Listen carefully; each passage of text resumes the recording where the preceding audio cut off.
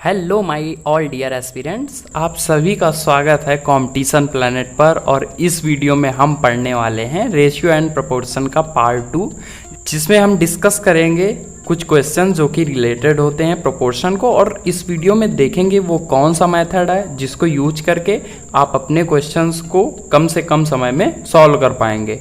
तो सबसे पहले जानते हैं कि प्रोपोर्शन होता क्या है। तो प्रोपोर्शन की डेफिनेशन जैसा कि आप देख रहे हैं कि when two ratio are equal then they are called proportional. मतलब कि जब हम रेशियो की इक्वल कर देते हैं, अभी तक हम क्या कर रहे थे, दो वस्तुओं के जो हमें मान दिए जा रहे थे उसका हम रेशियो ले रहे थे। बट अगर रेशियो को ही हम अगर इक्वल कर दें, जैसे आप सोचिए कि दो रेशियो थे आपके A/B और दूसरा रेशियो था C/D। तो इन दोनों को जब हम इक्वल कर दें तो वो हमें क्या मिल जाएगा, प्रोपोर्शनल। कैसे? अब A/B को हम लिख सकते हैं A/B और C/D को लिख सकते हैं C/D। तो ये जो फॉर्म है ये क्या है, प्रोपोर्शनल। अब यहाँ से हम ये भी बोल सकते हैं कि AD = CB।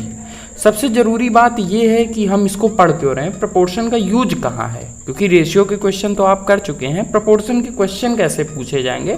तो उसके लिए सबसे पहले आपको प्रोपोर्शनल्स आने चाहिए कि प्रोपोर्शनल्स क्या होते हैं। जैसे कि आपके क्वेश्चन में पूछा जाएगा कि प्रथमानुपाती, द्वितीयानुपाती, मध्यानुपाती, चतुर्थानुपाती, ये सारे क्वेश्चंस आएंगे। तो उसी को हम देखेंगे कि कम से कम समय में कैसे सॉल्व कर पाएं। तो इसी के लिए सबसे पहले बात करेंगे हम लोग फर्स्ट प्रोपोर्शनल या प्रथमानुपाती क्या होता है। तो प्रथमानुपाती की अगर बात करें तो जैसे ये दो जगह यूज होगा आपका। कैसे? जैसे दो क्या, काफ़ी जगह यूज होगा, बट जनरली हम देखेंगे कि जैसे हमने एक अनुपात दिया A/B। अब आपसे पूछा है कि इसका प्रथमानुपाती या फर्स्ट प्रोपोर्शनल क्या होगा। तो हमें कुछ नहीं करना, हमें बस इतना बोला गया है कि A जो नंबर है A और B, तो एक और नंबर लेना है जिसका जो अनुपात A और B में है वही अनुपात X और A में भी हो। मतलब वो ऐसा नंबर हो जिसका हम पहले वाले टर्म से जो रेशियो लेंगे वो बाद वाले रेशियो के बराबर होना चाहिए। मतलब कि X/Y, X/A जो होगा वो अनुपात किसके बराबर होगा, A/B के। तो यहाँ से आप डायरेक्टली बोल सकते थे कि वो जो होगा इसका स्क्वायर आप कर दीजिए, क्योंकि A होगा A²/B। मतलब कि प्रथमानुपाती अगर दो आपके मान दिए गए हैं, दो वैल्यूज के बीच अगर रिलेशन दिया है तो आपको ये फॉर्मूला हो जाएगा। अगर यहाँ तीन वैल्यूज होती A और B C, तो यहाँ पे C भी होता, तो मतलब जो अनुपात A और X और A का होगा वही अनुपात B और C का भी होगा। मतलब कि X/A = B/C। तो यहाँ से X बराबर क्या आ जाएगा, AB/C। ये हो जाएगा प्रथमानुपाती। अब ऐसे ही बात करते हैं द्वितीयानुपाती की, या फिर इसको मध्यानुपाती भी बोला जाता है। मध्यानुपाती या आपको बोला जाएगा मीन प्रोपोर्शनल। तो मीन प्रोपोर्शनल क्या होगा, फिर सेम जैसे कि दो आपको नंबर दिए जाएंगे A और B, पूछेगा इसका मीन प्रोपोर्शनल या मध्यानुपाती क्या होगा। तो आप ये समझिए कि वो पूछ रहा है कि दो नंबर जो ये दिए हुए इनके बीच एक ऐसा नंबर हो जिसका जो रिलेशन A और B का अनुपात जो हो वही अनुपात B और X का या X और B का हो। तो मतलब कि A/X जो हो वो बराबर हो X/B के। तो A/X बराबर होगा X/B के। तो X और X का मल्टीप्लाई होगा X² और ये हो जाएगा AB। मतलब X हो जाएगा √AB। तो हम डायरेक्टली बोल देते हैं कि जो नंबर दिए जाते हैं उसका हम √ गुणा करा के ले लेते हैं, तो हमें मध्यानुपाती मिल जाता है। अब आप ऐसे ही समझिए कि तृतीयानुपाती क्या होता है या थर्ड प्रोपोर्शनल। तो तृतीयानुपाती जैसे दो नंबर दिए जाएंगे, ठीक है। अब दो नंबर जो दिए गए हैं तो इनमें हमें देखना है कि एक नंबर X कौन सा होगा, क्योंकि ये तीसरे नंबर पे आएगा कि इन दोनों में जो अनुपात था वही अनुपात B और X में हो। तो मतलब A/B जो होगा वही B/X होगा। तो यहाँ से AX की वैल्यू आ जाएगी आपकी B²/A जब सॉल्व करेंगे। तो मतलब आप समझे प्रथमानुपाती और तृतीयानुपाती में, तो अगर प्रथमानुपाती तो A²/B, तृतीयानुपाती B²/A। अब सेम ऐसे ही बात करते हैं फोर्थ प्रोपोर्शनल की। तो अब फोर्थ प्रोपोर्शनल है तो आपको भी समझ आ रहा हो कि यहाँ पे तीन नंबर होना नेसेसरी है। तो अगर जैसे तीन नंबर जब होंगे तो हमें चौथा नंबर ऐसा लेना है कि जो A और B में अनुपात हो वही C और X में हो। तो अब आप समझ गए होंगे कि A/B हो जाएगा C/X। तो यहाँ से X की जो वैल्यू आएगी वो BC/A हो जाएगी। अब आप समझ गए, ये आपको फॉर्मूला याद करने की जरूरत नहीं है, हम क्वेश्चन में डायरेक्टली देखेंगे। तो देखते हैं इसी के ऊपर बेस्ड फर्स्ट क्वेश्चन। क्या दिया हुआ है क्वेश्चन कि यदि बी ए तथा सी का मध्यानुपाती हो तो ए माइनस बी क्यूब व बी माइनस सी क्यूब का अनुपात होगा। अब देखिए ये क्वेश्चन सीपीओ में आया हुआ है और ये आप देखिए कि अगर आप इसको सॉल्व करिए आप वीडियो पॉज करके, तो अगर आपने देखा होगा कि ये काफ़ी कॉम्प्लिकेटेड क्वेश्चन हो जाता है कि हम देखेंगे इसको कैसे इजीली सॉल्व करें। कि दिया हुआ है, पहले आपको जो दिया हुआ है कि b जो है वो a और c का क्या है, मध्यानुपाती, मतलब जो b की वैल्यू होगी आप डायरेक्टली बोल सकते हो अंडर रूट ए सी या सी ए इंटू में सी ए, कैसे a upon B equal to B upon C. तो देखिए यहाँ बी स्क्वायर हो जाएगा इक्वल टू ए सी, तो बी इक्वल टू क्या हो जाएगा अंडर रूट सी ए या ए सी। हम यहाँ से ये भी बोल सकते हैं कि जो ए अपॉन बी है वो बी अपॉन सी के इक्वल है, हमें इसी का यूज करना है यहाँ पे। तो अब जो हमें दिया गया है क्वेश्चन क्या है कि ए माइनस बी का क्यूब है और नीचे क्या दिया हुआ है बी माइनस सी का क्यूब है।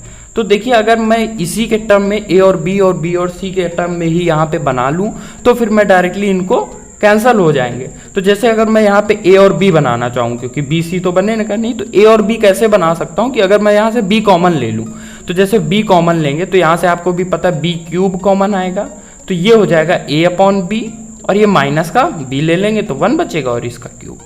सेम ऐसे अगर हमें नीचे यहाँ पे अब बी और सी बनेगा, बी और सी कैसे बन सकता है बी अपॉन सी, यहाँ से अब हमें सी कॉमन लेना पड़ेगा, तो सी अगर बाहर आएगा तो क्यूब आएगा और यहाँ से आप बोल सकते हैं बी, तो हम सी बी की जगह क्या हो जाएगा बी अपॉन सी और ये क्या हो जाएगा सी तो हमने कॉमन ले लिया -1 और इसका क्यूब। अब यहाँ से आप ये समझिए कि जैसे कि यहाँ पे हमें पता है ए अपॉन बी अपॉन सी के इक्वल है, तो यहाँ हम बी अपॉन सी भी पुट कर सकते हैं क्योंकि रेशियो वैल्यू इक्वल है, तो यहाँ से ये डायरेक्टली क्या हो जाएगा कैंसल हो जाएगा। तो आपका आंसर बी क्यूब अपॉन सी क्यूब आंसर हो जाएगा आपका। सेम ही ऐसे अगर आपको ए और, अब ऑप्शन हम देखते हैं तो बी क्यूब और सी क्यूब दिया हुआ है, तो बी ऑप्शन तो सी स्क्वायर है, मतलब कि बी और सी के टर्म में आंसर नहीं है, तो हम चेंज कर लेंगे क्योंकि बी अनुपात सी या बी बटे सी हमें पता है ए अपॉन बी के इक्वल है, तो हम यहाँ से ये भी बोल सकते हैं कि a cube upon b cube. अब अगर ऑप्शन देखें तो option a cube upon b cube d option हो जाएगा, तो मतलब इस क्वेश्चन के लिए डी ऑप्शन क्या हो जाएगा सही। देखते हैं सेकेंड क्वेश्चन क्या दिया हुआ है, 2.4, 4.2 तथा 16 का चतुर्थानुपाती ज्ञात कीजिए। अब देखिए, और ये देखिए सीजीएल का आया हुआ क्वेश्चन है।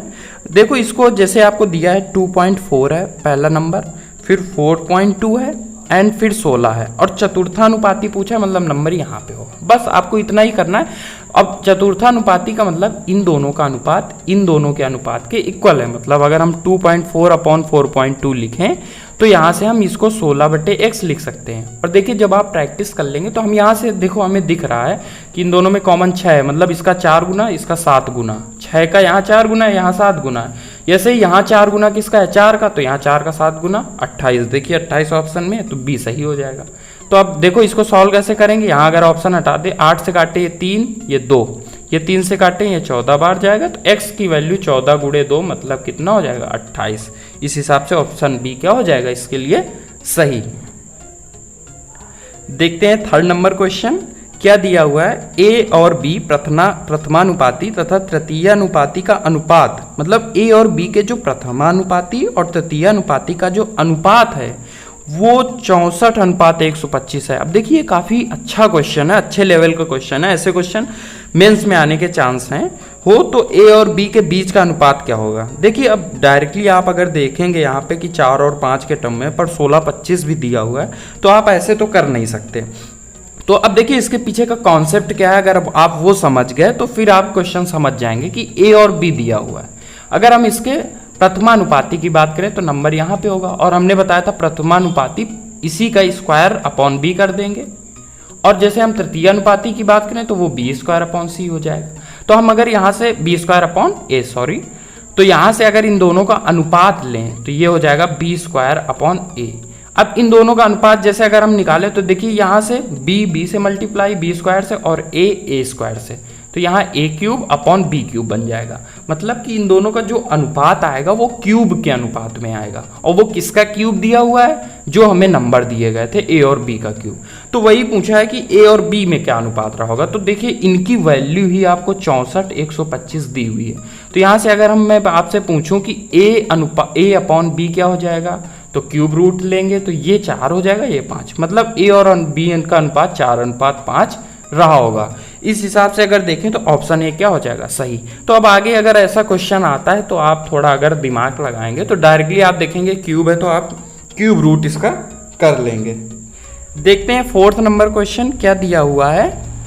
ओके, देखते हैं 4th क्वेश्चन क्या दिया हुआ है। 1.21 तथा 0.09 का मध्यानुपाती क्या होगा। अब देखिए ऐसा क्वेश्चन अगर आता है तो अब आपको टाइम नहीं लगना चाहिए कि ये 0.09 दिया है तो आप अंडर रूट में इनका मल्टीप्लाई करा लीजिए 1.21 इंटू 0.09, क्योंकि मध्यानुपाती के लिए हमने यही पढ़ा है।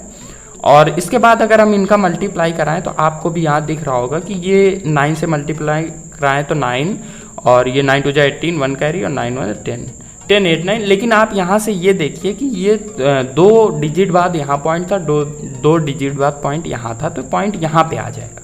मतलब जो नंबर होगा वो स्क्वायर, जिसका स्क्वायर लिखा हुआ है ये, मतलब हम जब इसका स्क्वायर रूट लेंगे तो उसमें 2 पॉइंट बाद ही होगा पॉइंट।